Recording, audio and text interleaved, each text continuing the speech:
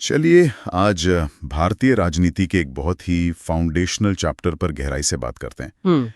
M Laxmikant की किताब को बेस बनाकर हम समझेंगे कि भारत का संविधान, a document that governs over a billion people, आखिर बना कैसे। बिल्कुल। And our mission is simple: to create a crystal clear, audio-ready explanation for UPSC aspirants. We'll touch upon every crucial fact, every date and every committee, लेकिन एक बातचीत के अंदाज में, टेक्स्ट बुक की तरह नहीं। एग्जैक्टली तो कहानी शुरू कहाँ से होती है? द आइडिया कि इंडियंस को अपना संविधान बनाने के लिए एक कॉन्स्टिट्यूएंट असेंबली बनानी चाहिए, ये ख्याल सबसे पहले आया कहाँ से? तो देखिए, a very first concrete idea ये आया 1934 में एम.एन. रॉय से, जो उस समय भारत में कम्युनिस्ट मूवमेंट के एक पायनियर थे। अच्छा। हाँ, और ये उस समय के हिसाब से एक बहुत रेडिकल थॉट था कि भारतीय अपना भविष्य खुद लिखेंगे। और इस रेडिकल थॉट को मेन स्ट्रीम बनने में कितना वक्त लगा? मतलब इंडियन नेशनल कांग्रेस ने इसे ऑफिशियली कब अडॉप्ट किया? बस एक साल बाद ही 1935 में इंडियन नेशनल कांग्रेस यानी आईएनसी ने पहली बार ऑफिशियली डिमांड किया कि भारत का संविधान बनाने के लिए एक कंस्टिट्यूएंट असेंबली होनी चाहिए। Okay, so the demand is now official. इस पर ब्रिटिश सरकार का क्या रिएक्शन था? वो इतनी आसानी से तो नहीं माने होंगे। बिल्कुल नहीं, इसमें कुछ साल लगे।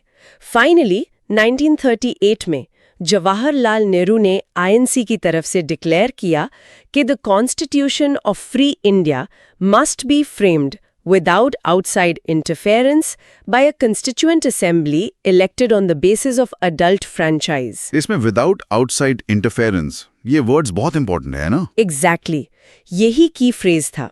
लेकिन इन प्रिंसिपल एक्सेप्ट करना एक बात है और हकीकत में उसे लागू करना दूसरी। मुझे लगता है कि सेकेंड वर्ल्ड वॉर के प्रेशर ने भी इसमें एक बड़ी भूमिका निभाई होगी। आपने बिल्कुल सही पॉइंट पकड़ा। युद्ध में भारत के कॉपरेशन की जरूरत ने ब्रिटिश गवर्नमेंट को निगोशिएशन के लिए मजबूर कर दिया। अच्छा, 1942 में क्रिप्स प्रपोजल्स आए, right? Yes. But that failed. Yes, sir Stafford Cripps 1942 में एक ड्राफ्ट प्रपोजल लेकर भारत आए, but it was rejected by the Muslim League. क्यों? मुस्लिम लीग की क्या मांग थी? लीग की मांग थी कि इंडिया को 2 ऑटोनोमस स्टेट्स में डिवाइड किया जाए, जिनकी अपनी अपनी कॉन्स्टिट्यूएंट असेंबलीज हों। क्रिप्स मिशन ने ये ऑफर नहीं किया, सो इट फेल्ड। तो आखिर में ये डेडलॉक टूटा कैसे? What was the breakthrough? The breakthrough आया 1946 में कैबिनेट मिशन प्लान के साथ। इस मिशन ने 2 कॉन्स्टिट्यूएंट असेंबलीज के आइडिया को तो रिजेक्ट कर दिया, but it put forward a scheme for 1 constituent assembly, जिसने मुस्लिम लीग को काफी हद तक सेटिस्फाई कर दिया। हाँ, बिल्कुल। एक ऐसी योजना थी जिसे मुस्लिम लीग में शुरू में एक्सेप्ट कर लिया था। Alright, so let's unpack this cabinet mission plan. इसकी स्कीम के मेन फीचर्स क्या थे? कैसे स्ट्रक्चर किया गया था असेंबली को? ओके, तो टोटल स्ट्रेंथ फिक्स की गई 389। हाँ, इसमें से 296 सीट्स ब्रिटिश इंडिया को अलॉट की गई और 93 सीट्स प्रिंसली स्टेट्स को। और ये 296 सीट्स का ब्रेकडाउन क्या था?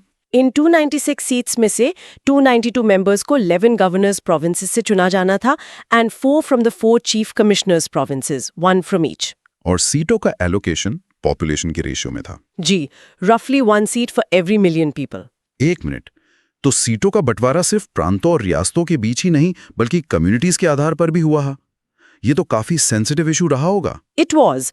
ब्रिटिश इंडिया में अलॉट की गई सीट्स को 3 principal communities, Muslims, Sikhs and general. General मतलब मुस्लिम्स और सिख्स को छोड़कर सभी।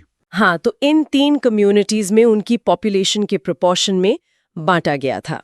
So how were these members elected? क्या ये एक डायरेक्ट इलेक्शन था जैसे आज होता है? नहीं, ये एक इनडायरेक्ट इलेक्शन था। हर कम्युनिटी के रिप्रेजेंटेटिव्स को प्रोविंशियल लेजिस्लेटिव असेंबली में उसी कम्युनिटी के मेंबर्स द्वारा इलेक्ट किया जाना था। And method? In the method was proportional representation by means of the single transferable vote. Makes sense.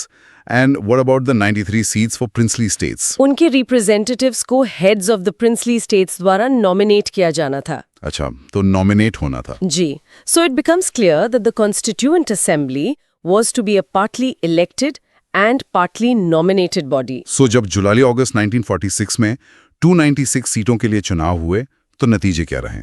The Indian National Congress won 208 seats, the Muslim League ने 73 सीटें जीती और स्मॉल ग्रुप्स और इंडिपेंडेंट्स को बाकी 15 सीटें मिली। और प्रिंसली स्टेट्स की सीटों का क्या हुआ? जो 93 सीट्स प्रिंसली स्टेट्स को दी गई थीं, वो भरी नहीं गईं क्योंकि उन्होंने असेंबली से दूर रहने का फैसला किया था। इंटरेस्टिंग। तो भले ही असेंबली डायरेक्टली अडल्ट फ्रेंचाइज पर इलेक्टेड नहीं थी, it seems quite representative. Absolutely. The assembly में इंडियन सोसाइटी के सभी सेक्शंस के रिप्रेजेंटेटिव्स थे। Hindus, Muslims, Sikhs, Parsis, Anglo Indians, Indian Christians, एससीज, एसटीज और इन सभी सेक्शंस की महिलाएं भी शामिल थीं। महात्मा गांधी को छोड़कर उस समय के लगभग सभी इंपॉर्टेंट पर्सनालिटीज असेंबली में मौजूद थे। तो असेंबली तो बन गई, लेकिन ये कागज पर थी। असल चुनौती तो अब शुरू हुई। So how did this assembly begin it's work? इसकी पहली बैठक 9 दिसंबर 1946 को हुई, बट द मुस्लिम लीग ने इसका बहिष्कार किया, इसलिए केवल 207 सदस्य ही शामिल हुए। Who presided over this first meeting? French practice को फॉलो करते हुए सबसे बुजुर्ग सदस्य डॉक्टर सच्चिदानंद सिन्हा को असेंबली का टेम्पररी प्रेसिडेंट चुना गया। और परमानेंट प्रेसिडेंट 2 दिन बाद 11 दिसंबर 1946 को डॉक्टर राजेंद्र प्रसाद को परमानेंट प्रेसिडेंट चुना गया। सिमिलरली एच.सी. मुखर्जी और वी.टी. कृष्णमाचारी को असेंबली के वाइस प्रेसिडेंट्स के रूप में चुना गया। And then came the objectives resolution, जिसे अक्सर संविधान की आत्मा की एक झलक कहा जाता है। Precisely. On December 13, 1946, Jawaharlal Nehru ने ये हिस्टोरिक रेजोल्यूशन पेश किया। इसने कॉन्स्टिट्यूशनल स्ट्रक्चर के फंडामेंटल्स ऑफ फिलॉसफी की नींव रखी। इसमें क्या की प्रोमिसेस थे? इसमें भारत को एक इंडिपेंडेंट सॉवरेन रिपब्लिक घोषित करने का संकल्प था। सभी नागरिकों के लिए जस्टिस, इक्वालिटी और फ्रीडम की गारंटी थी, और माइनॉरिटीज, बैकवर्ड और ट्राइबल एरियाज के लिए एडिक्वेट सेफगार्ड्स का वादा भी था। इस रेजोल्यूशन को 22 जनवरी 1947 को यूनानिमसली अडॉप्ट कर लिया गया, and its modified version forms the preamble of our present constitution. Now the Indian Independence Act of 1947 changed everything. इसका असेंबली पर क्या असर पड़ा? इसने 3 बड़े बदलाव किए। First, the assembly was made a fully sovereign body जो अपनी मर्जी से कोई भी कॉन्स्टिट्यूशन बना सकती थी। इसका मतलब अब वो ब्रिटिश पार्लियामेंट के किसी भी कानून को बदल या खत्म कर सकती थी? हाँ, बिल्कुल। भारत की किस्मत अब पूरी तरह भारतीयों के हाथ में थी। And the second change? The assembly legislative body भी बन गई। तो इसके 2 अलग-अलग काम थे। एक तो फ्री इंडिया के लिए संविधान बनाना, और दूसरा देश के लिए आम कानून बनाना। जी। When the assembly met as the constituent body, उसे डॉक्टर राजेंद्र प्रसाद चेयर करते थे। And when it met as the legislative body, तो उसे जी.वी. मावालंकर चेयर करते थे। And the third major change was obviously due to the partition. Yes. Muslim league के सदस्य जो पाकिस्तान में शामिल होने वाले क्षेत्रों से थे, वो असेंबली से हट गए। नतीजतन असेंबली की टोटल स्ट्रेंथ 389 से घटकर 299 रह गई। कॉन्स्टिट्यूशन बनाने के अलावा क्या असेंबली ने और भी कोई काम किए? हाँ, कई महत्वपूर्ण काम किए। मई 1949 में कॉमनवेल्थ में भारत की मेंबरशिप को रैटिफाई किया। 22 जुलाई 1947 को नेशनल फ्लैग को अपनाया। नेशनल एंथम और नेशनल सॉन्ग? वो 24 जनवरी 1950 को अपनाए गए, और उसी दिन 24 जनवरी 1950 को डॉक्टर राजेंद्र प्रसाद को भारत के पहले प्रेसिडेंट के रूप में चुना गया। अब वापस संविधान पर आते हैं। This was not a one person job. इतने कॉम्प्लेक्स डॉक्यूमेंट को बनाने के लिए काम को बांटा कैसे गया? द असेंबली ने कॉन्स्टिट्यूशन मेकिंग के अलग अलग कामों के लिए कई कमिटीज अपॉइंट की। इनमें से 8 मेजर कमिटीज थीं और बाकी माइनर कमिटीज थीं। तो इन 8 बड़ी समितियों में कोई पैटर्न था कि कौन सी समिति किसे मिली? फॉर इंस्टेंस, नेहरू और पटेल के पास सबसे इंपॉर्टेंट कमिटीज थी। बिल्कुल, there was a clear logic. Jawaharlal Nehru को यूनियन से रिलेटेड कमिटीज मिली, जैसे यूनियन पावर्स कमेटी और यूनियन कॉन्स्टिट्यूशन कमेटी। और सरदार पटेल को प्रोविंशियल कॉन्स्टिट्यूशन कमेटी और advisory committee on fundamental rights, minorities and tribal and excluded areas की जिम्मेदारी दी गई। डॉक्टर राजेंद्र प्रसाद के बारे में क्या? वो असेंबली के प्रेसिडेंट थे, तो उन्होंने रूल्स ऑफ प्रोसीजर कमेटी और स्टीयरिंग कमेटी को हेड किया। So the work was very systematically distributed. And of all these committees, the most crucial one was the drafting committee. Yes. Let's talk about that. उसे 29 अगस्त 1947 को setup किया गया था, और उसका काम था नए कॉन्स्टिट्यूशन का ड्राफ्ट तैयार करना। इसमें 7 सदस्य थे। This list is extremely important for prelims. Let's go through it. Dr. B.R. Ambedkar chairman थे। Yes. Then there was N. Gopalaswamy Iyengar, Oladi Krishnaswamy Iyer, Dr. K.M. Munshi, Sayyid Muhammad Sadullah. और 2 सदस्य replacement थे, right? Correct. N Madhava Rao, जिन्होंने B L metre को replace किया था उनकी ill health की वजह से, और टीटी कृष्णमाचारी, जिन्होंने डीपी खैतान को उनकी मृत्यु के बाद 1948 में रिप्लेस किया। So this 7-member team did the heavy lifting of drafting the document. They did.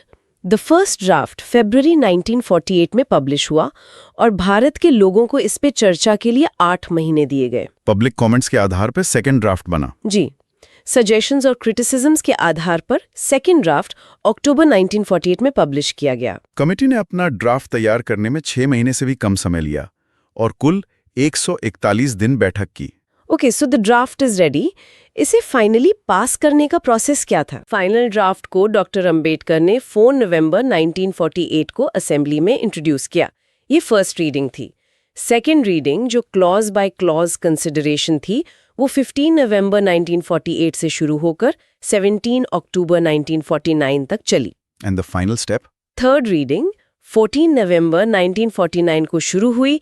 Doctor Ambedkar ने एक मोशन मूव किया, the constitution as settled by the assembly be passed. और ये मोशन पास हो गया? हाँ, ये मोशन 26 नवंबर 1949 को पास हो गया। यही वो तारीख है जिसका जिक्र हमारे प्रियम्बल में है। उस दिन मौजूद 284 सदस्यों ने कॉन्स्टिट्यूशन पर साइन किए। So on November 26, 1949, we had our constitution, जिसमें एक preamble, 395 articles और 8 schedules थे।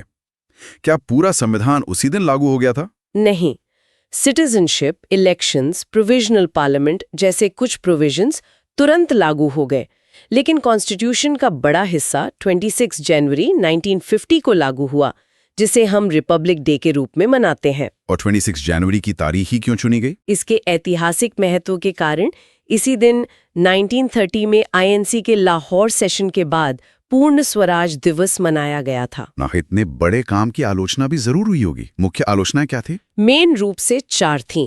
एक, नॉट अ रिप्रेजेंटेटिव बॉडी, क्योंकि सदस्य सीधे तौर पर यूनिवर्सल अडल्ट फ्रेंचाइज से नहीं चुने गए थे। दूसरी, नॉट अ सॉवरेन बॉडी, क्योंकि इसका निर्माण ब्रिटिश गवर्नमेंट के प्रस्तावों से हुआ था। तीसरा पॉइंट था समय को लेकर। Yes, time consuming. क्रिटिक्स ने कहा कि इसे बनाने में बहुत ज्यादा समय लगा। एक सदस्य नजीरुद्दीन अहमद ने तो मजाक में ड्राफ्टिंग कमेटी को ड्रिफ्टिंग कमेटी कहा था। But is this criticism fair? Considering India's diversity, शायद ये जरूरी था। That's a very valid counter argument. Bharat की कॉम्प्लेक्सिटी को देखते हुए ये समय आर्ग्यूबली जस्टिफाइड था। और चौथी क्रिटिसिज्म मेनली ब्रिटिश ऑब्जर्वर्स की तरफ से थी कि ये एक बॉडी ऑफ हिंदूज थी। Alright, let's wrap up with some quick but very important facts for prelims. Okay. The symbol, या मोहर, Constituent Assembly का था हाथी, The Elephant. Sir BN Rao constitutional adviser थे, सेक्रेटरी और chief draftsman. HVR Iyengar secretary थे और SN मुखर्जी चीफ ड्राफ्ट्समैन थे। और ओरिजिनल डॉक्यूमेंट की ब्यूटीफुल कैलीग्राफी के बारे में कुछ बताइए। And that's a beautiful story. Original constitution के कैलीग्राफर थे प्रेम बिहारी नारायण रायजादा। उन्होंने इस काम के लिए कोई फीस नहीं ली। अच्छा। हाँ, उनकी बस एक शर्त थी कि वो हर पेज पर अपना नाम लिखेंगे और आखिरी पेज पर अपने दादा का नाम। और इसे सजाने का काम शांति निकेतन के कलाकारों ने किया, जिनमें नंदलाल बोस और बेओहर राम मनोहर सिन्हा शामिल थे। That's a wonderful piece of trivia. What about the Hindi version? Hindi version की कैलीग्राफी बसंत कृष्ण वैद्य ने की थी। इंटरेस्टिंगली, शुरू में हिंदी टेक्स्ट का कोई ऑफिशियल प्रोविजन नहीं था। ये 58th कॉन्स्टिट्यूशनल अमेंडमेंट एक्ट 1987 से जोड़ा गया, जिसने आर्टिकल 394A इंसर्ट किया। तो इन सब का क्या मतलब है? हमने 1934 के एक विचार से लेकर एक पूरे संविधान के लागू होने तक का पूरा सफर देखा। इसमें सबसे आकर्षक बात यह है कि विभाजन और अनगिनत चुनौतियों के बीच एक राष्ट्र की आकांक्षाओं को एक कानूनी दस्तावेज में समेटने का ये कितना बड़ा काम था। It was an act of incredible faith and ambition. जाते जाते हमारे श्रोताओं के लिए एक विचार। क्रिटिक्स ने कहा कि असेंबली रिप्रेजेंटेटिव नहीं थी, लेकिन उसके द्वारा बनाए गए अंतिम दस्तावेज पर विचार करें। क्या लगता है कि अपने निर्माताओं के इनडायरेक्ट इलेक्शन के बावजूद संविधान ने पिछले 75 से अधिक वर्षों में विविध भारतीय जनता की इच्छाओं और आकांक्षाओं का कितनी सफलतापूर्वक प्रतिनिधित्व किया है, ये सोचने वाली बात है।